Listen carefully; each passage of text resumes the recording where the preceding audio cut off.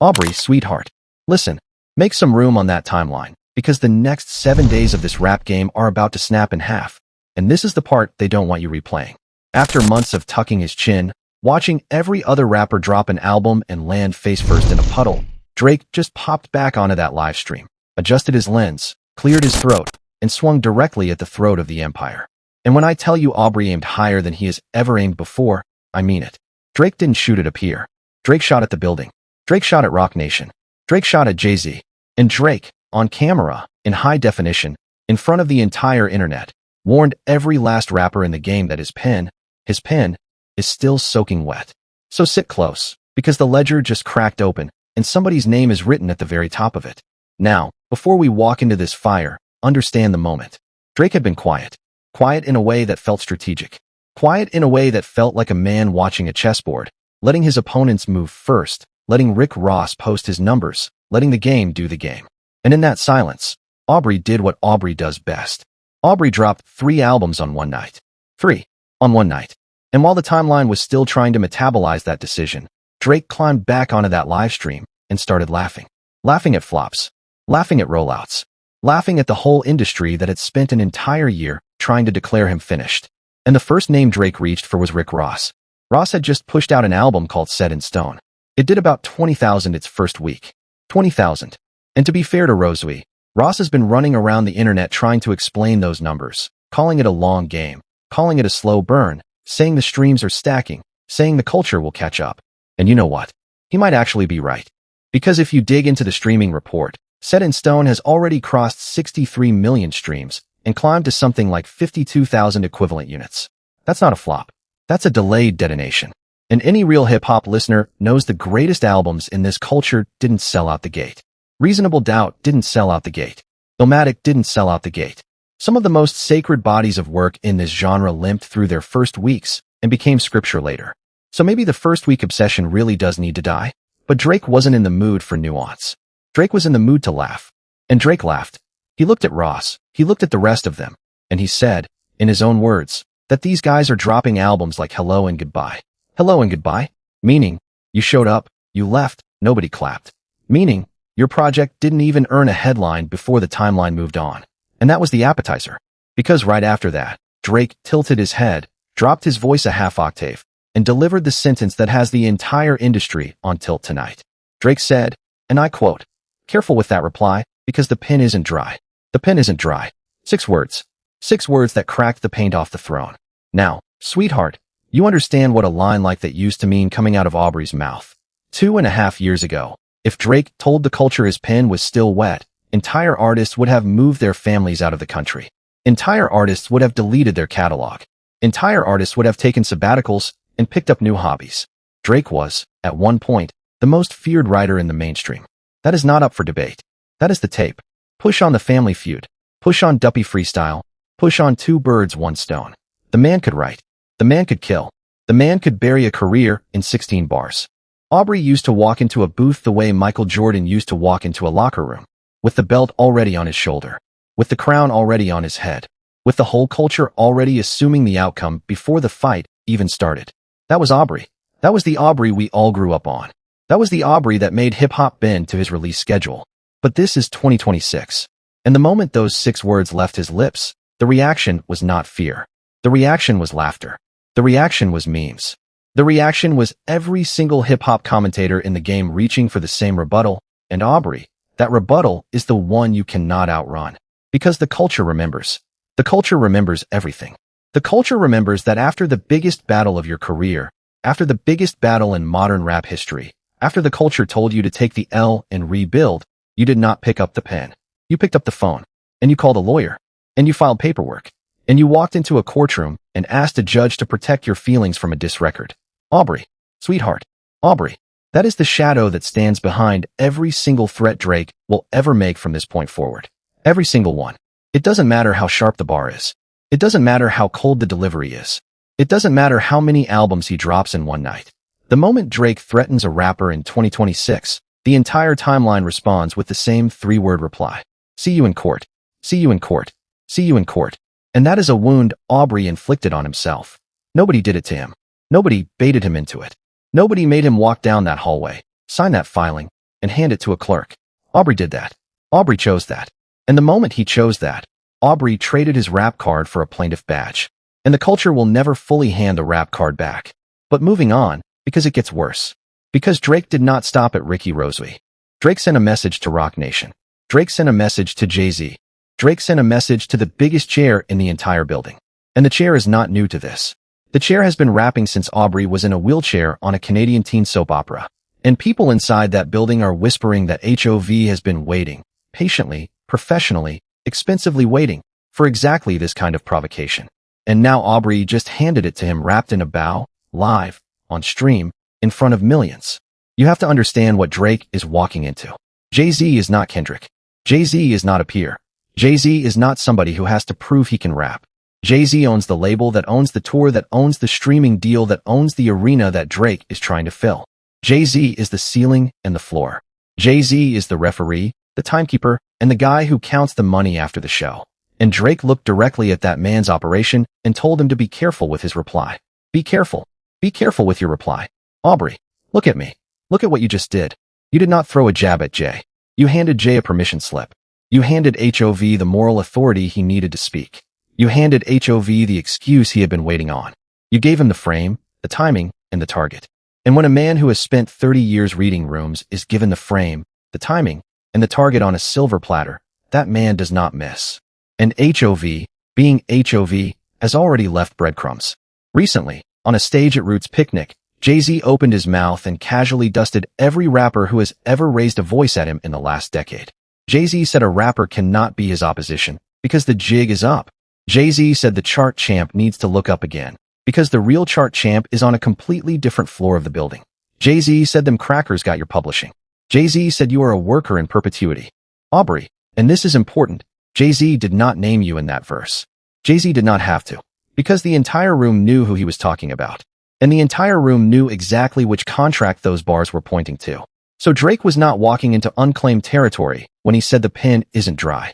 Drake was walking into a trap HOV had already been laying, slowly, verse by verse, month by month, for the better part of a year. Now let's take a breath, because I need you to sit with the hypocrisy in the room. This is the part that separates the fans from the analysts. Aubrey wants to have his cake, and eat it too. Aubrey wants to threaten rappers with the ink of his pen while there is still ink drying on a lawsuit. That is not a diss. That is a contradiction. And every commentator worth their salt has already zeroed in on it. If Drake's pen is truly ready, then Drake owes the culture a syllabus. Drake owes Jay-Z a rule book. Drake owes Ricky Rosby a diagram. Because right now, the game does not know what is allowed and what is not allowed. Right now, the game does not know which bars will be answered with a verse and which bars will be answered with a summons. Right now, the game does not know if it's picking up a mic or picking up a subpoena. And a game that cannot tell the difference between those two things is not a game. It's a courtroom. And Aubrey turned it into one. And that is the crack in the throne. That is the crack. Because a rapper who threatens the courtroom and the pen in the same breath is not feared. A rapper who threatens the courtroom and the pen in the same breath is watched. Watched by lawyers. Watched by peers. Watched by every up-and-coming artist who used to look at Aubrey as the ceiling and now looks at Aubrey as the cautionary tale. Sweetheart, the blueprint has already been laid. Kendrick laid it. Jay-Z is about to reinforce it. And every single rapper who steps up to Drake from this point forward walks in with a receipt. Not a bar. A receipt. And Drake cannot subpoena a receipt. But let's rewind for a second, because there is a subplot that nobody is talking about, and this is where it gets fascinating. Drake is a foreigner. Drake is Canadian. Drake, at this exact moment in 2026, is still technically holding a life that lives on the right side of an American work visa. And while all of this is happening, the White House has been using Drake's own Iceman aesthetic as promotional material for the ICE deportation campaign. His flag, his imagery, his branding, ripped straight off his catalog and stitched onto federal deportation propaganda. And Aubrey has said nothing. Aubrey has posted nothing. Aubrey has liked nothing. Aubrey has issued no statement. Aubrey has not even reposted a meme. Silence. Complete silence. From the one rapper on this planet whose immigration status arguably intersects with the exact policy his likeness is now selling. Meanwhile, this same Aubrey has spent the last year dragging DJ Khaled for not speaking out about the war. Aubrey has spent the last year sniping at other artists for their silence on political issues. And Aubrey, sitting on that stream, telling other rappers to be careful with their reply, is the same Aubrey who cannot muster a 2-sentence Instagram note about a federal agency using his brand to justify deportations. The mirror. Aubrey, look at the mirror. Somebody in your camp has to show you the mirror. Because right now, the mirror is being held up by strangers on the internet, and the mirror is not flattering. The mirror is not kind. The mirror is showing a man who wants to be a warrior on stage and a civilian in a courtroom, a martyr in a caption and a millionaire in silence, a champion of the culture and a stranger to its most urgent political fight. That is not one man. That is two men. And the audience can see both of them at the same time now. Because this is why the dices don't land the same way anymore. This is why the pin isn't dry line got laughed at instead of feared. When a rapper's actions and words no longer align, the audience stops flinching. Every threat becomes theater. Every warning becomes an SNL sketch. And speaking of SNL, Aubrey, when you delivered that line, when you held up 4 fingers while saying 3, when you smirked into the camera and tried to make the ink of your pen sound biblical, the entire internet stood up and laughed. Because it wasn't menacing. It was cringe. It was a man dressed in double chrome cross basics and Cartier your grandmother would consider modest, telling Roc Nation to be careful. Sweetheart, there was a time in your career, Aubrey, when a line like that would have been carved into stone tablets. There was a time when it would have led an entire album cycle. There was a time when Complex would have written a 5,000-word cover story about it. And now it lives on the internet as a joke, as a punchline, as a clip that people share with the caption, "Please, someone tell him." Aubrey, please, someone tell you. Now this is the part where I need you to pay attention, because people inside that building are whispering something that has not made it to the front page of any blog. They're saying Jay-Z has been sitting on a verse. A verse. Not a subliminal. Not a stage freestyle. A verse. Recorded. Mixed. Mastered. Sitting in a hard drive somewhere in Tribeca. And they're saying the only reason it hasn't dropped is because Jay-Z wanted Drake to be the one to strike first. Because HOV is a chess player. Because HOV never punches first when he can punch second and win the round. And Aubrey just punched. Aubrey just threw the punch HOV was waiting on. And now, whether Aubrey wants to admit it or not, the countdown started the moment those 6 words left his mouth. HOV did not have to say anything. HOV did not have to post anything. HOV did not have to tweet, respond, address, deny, or acknowledge. HOV just had to wait. And Aubrey, on a live stream, in a room full of yes men, at the tail end of a moment he could not resist, walked directly into the box HOV built for him. Voluntarily. Cheerfully. On camera. In HD. And I don't think the general public understands what a Jay-Z Counter-Strike looks like in 2026. This is not Beanie Siegel yelling on a mixtape. This is not a Nas diss over a Kanye beat. This is a 60-something-year-old billionaire with the entire Roc Nation legal, marketing, and streaming apparatus behind him. This is a man who could put a diss verse on the front page of every DSP in the world within 12 minutes of releasing it. This is a man who owns the pipes the water flows through. Aubrey did not just poke a rapper. Aubrey poked the water supply. And now every drop that reaches Aubrey's mouth from this point forward is being poured by the man he just threatened. Think about that. Think about the architecture of that. Think about how many meetings Aubrey has had in his life where the other side of the table was, in some form, connected to that same building.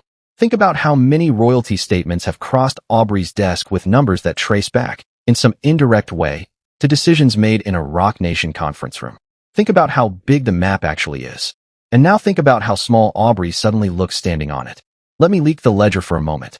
Because there is a thing the industry does not say out loud. Every artist signed inside the Roc Nation ecosystem is currently watching this feud with the same expression on their face. Every one of them. Every management deal. Every publishing split. Every tour partnership. They are all doing the same math tonight. And the math says this.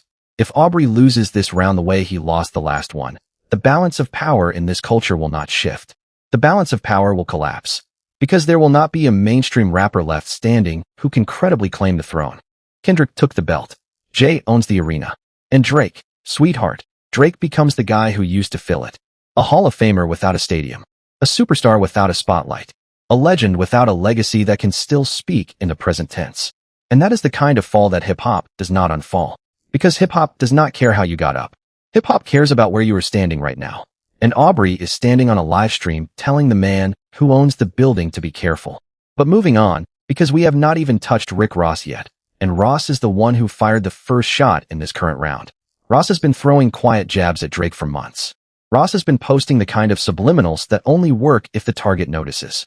And Drake, being Drake, noticed. And Drake, being Drake, responded. But here's the twist. Ross's album is not actually flopping. Ross's album is doing exactly what Ross said it would do. It's climbing. 63 million streams.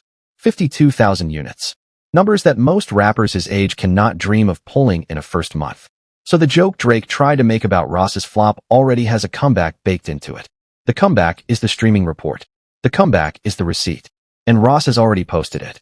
Ross is not the underdog in this story. Ross is the veteran who knew exactly how the trap would look before he stepped over it. And Ross is currently laughing all the way to a residual check, while Drake tries to figure out why the joke didn't land. And that is the theme of this entire moment, sweetheart. Every diss Drake fires in 2026 comes with a receipt attached. Every one. He disses Ross. Ross posts the numbers. He disses Kendrick. Kendrick posts the Grammys. He disses Jay-Z. Jay-Z posts the ownership documents. He disses the culture. The culture posts the courtroom. Aubrey is drowning in receipts, and every bar he writes just puts another one on the scale. And what he does not seem to understand, and what nobody in his camp seems willing to tell him, is that the internet in 2026 is a receipts economy. You do not win with charisma anymore. You do not win with cadence anymore. You do not win with vibes anymore. You win with paperwork. You win with proof. And Drake, at this exact moment, has almost no clean paperwork to hand the culture. His paperwork is a lawsuit. His paperwork is a subpoena. His paperwork is a filing. And a receipts economy will always crown the artist with the cleaner ledger. Now let's talk about what is really going to happen. Because I have watched this exact type of build-up unfold 3 times in the last 3 years, and the pattern is unmistakable. Step 1, Drake threatens. Step 2, the internet laughs. Step 3, the target responds sideways, never head-on. Step 4, Drake escalates. Step 5, Drake overreaches. Step 6, Drake overreaches too far. Step 7, the receipt drops. And the receipt is always the same kind of receipt. It is always a document. It is always a text message. It is always a story from somebody who used to work in the room. And it is always the exact thing Aubrey did not want the audience to see. That is the pattern. That is the trap. That is the shape of this thing every single time. And Aubrey, at step 1 right now, has already given the world exactly the kind of clip that step 7 feeds on. So if you are asking me, and you did not, but I am telling you anyway, what happens in the next 30 days? Here is my read. Roc Nation does not respond right away. Roc Nation lets the pin isn't dry clip cook on the timeline for another week. Roc Nation lets every commentator, every blog, every podcast run the hypocrisy angle until the frame is set in cement. And then, at the exact moment Drake believes the news cycle has moved on, HOV drops a verse. Not a diss track. A verse. On somebody else's song. Buried in the middle of a feature. And in that verse, Jay-Z says one line. One line, sweetheart. One line. That reframes the entire feud. The way HOV did it to Prodigy. The way HOV did it to Nas. The way HOV did it to Cam. One line. And Aubrey spends the next 6 months trying to answer it. That is how a chess player wins. That is how a chess player has always won. And Aubrey, in his current form, is not playing chess.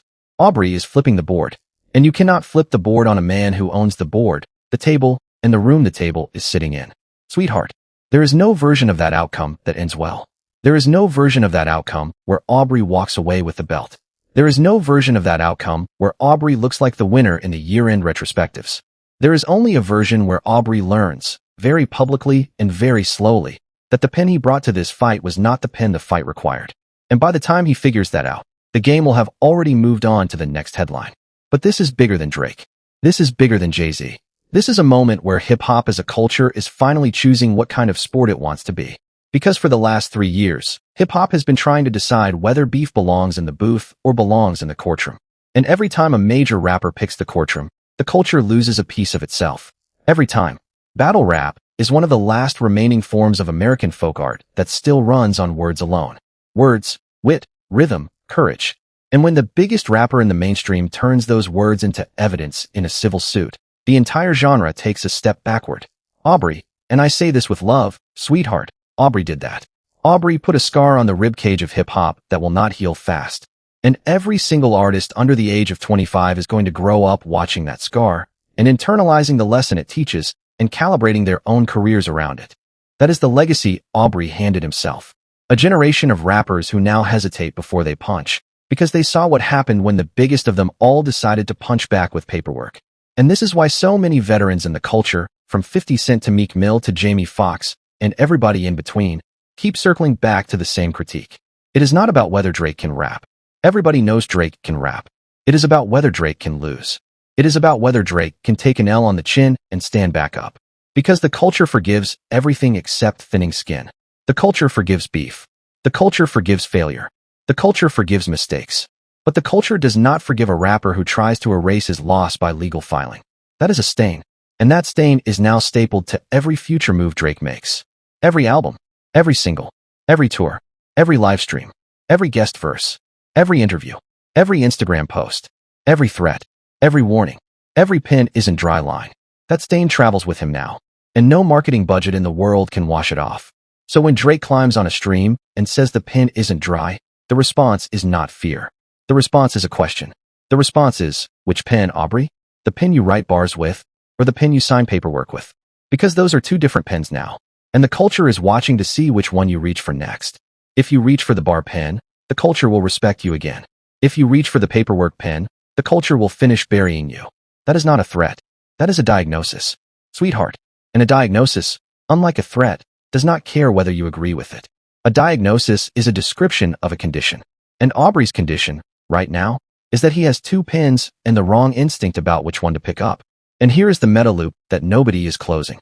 Because behind all of this, behind the Ross flop that wasn't, behind the Jay-Z ownership bars, behind the pin isn't dry warning, there is a shadow that has been circling Aubrey's camp for the better part of a year. And that shadow has a name. That shadow is the Roc Nation subpoenas. The subpoenas that came down during the height of the Kendrick battle. The subpoenas that dragged Roc Nation executives into paperwork Aubrey filed. The subpoenas that never fully resolved on camera. And now, the man who runs Roc Nation is standing on stages in his home city, dusting Aubrey without saying his name. And Aubrey is standing on streams telling him to be careful with the reply. Sweetheart, Aubrey, that is not a diss. That is an invitation. That is you handing Jay-Z the exact grievance he was hoping you would voice out loud, on camera, on record, so that his response, whatever form it takes, has a clean, documented target. And that target is you. That target has always been you. You just made it easier for the shot to line up. And that, more than anything, is what makes this moment so dangerous for Drake. Because Aubrey is not fighting a peer. Aubrey is fighting a man who plays the long game with a decade-long time horizon. A man who has watched empires rise and fall from a suite. A man who has already survived the biggest litigation storm of his life and walked out of it clean.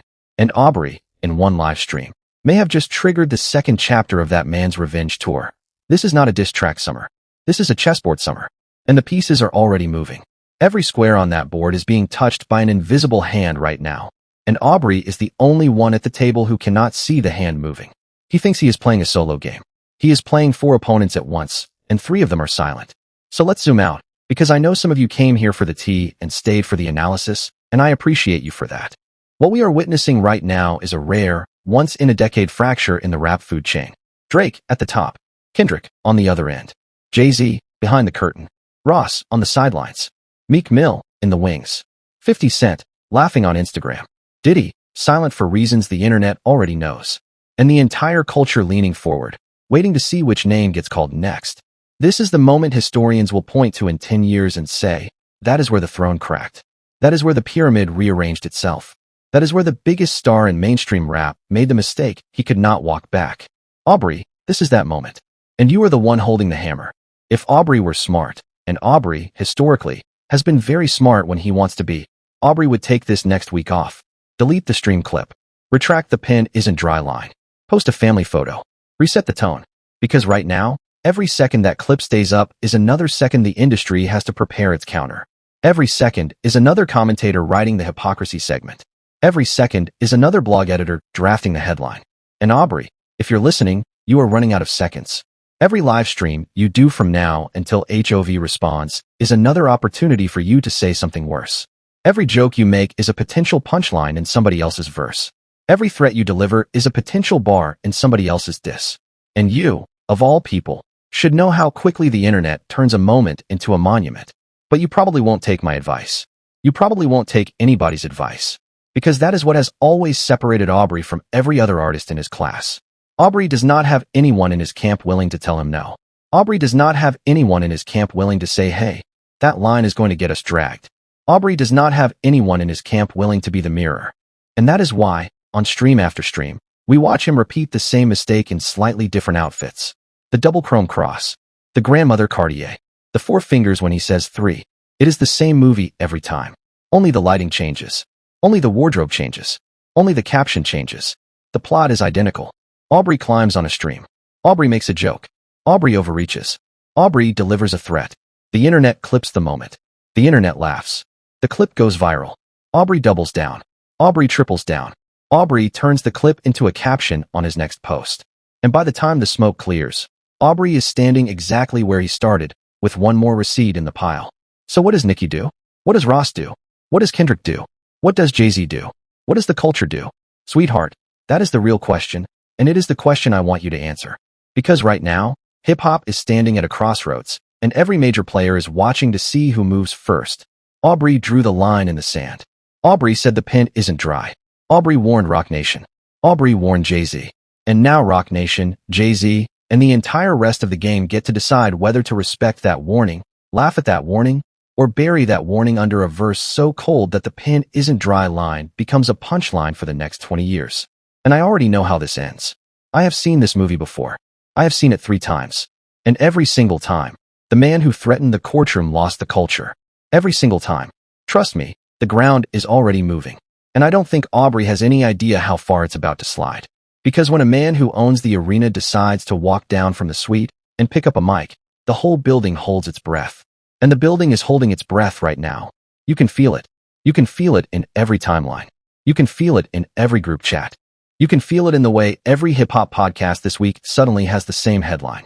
Something is coming. Something big is coming. And Aubrey lit the match himself. That is the part he does not seem to understand. Nobody lit this match for him. Nobody baited him into this. Nobody set him up. He walked to the corner of the room, picked up the match, struck it against the wall, and held it to his own curtain. And now he is standing in the middle of a room that is starting to smoke, wondering out loud who could have possibly done this. So here is where I leave you, sweetheart. 2 paths. Aubrey can take the road every legend before him has taken.